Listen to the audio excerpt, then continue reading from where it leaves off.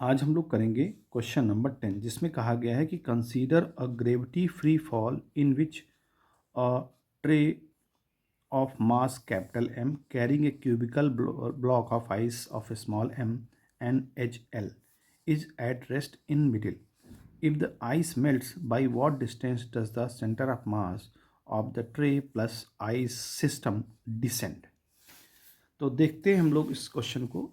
इस क्वेश्चन में एक ग्रेविटी फ्री फॉल यानी कि यहाँ ग्रेविटी जीरो है।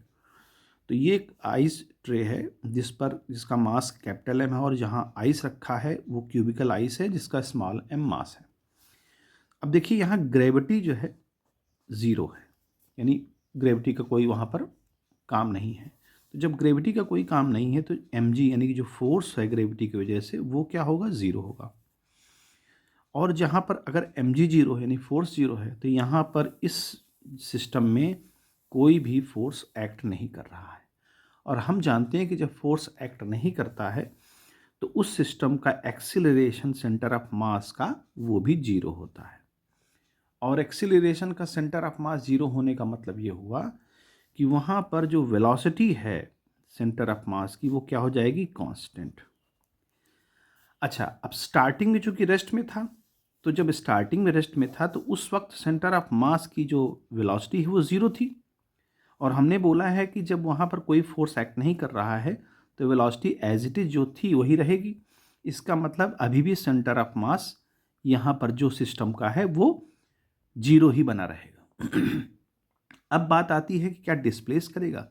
तो देखिए जब ये आइस मेल्ट होगी तो मेल्ट होने के बाद ये नेचर होता है कि for a given volume spherical जो शेप होता है वो मिनिमम होता है।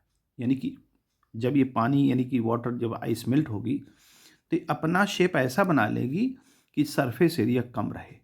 तो वो सरफेस एरिया स्फेयर का होता है, स्फेयर का सरफेस एरिया होता है। तो यानी ये जो पानी है ये स्फेरिकल शेप में आएगा।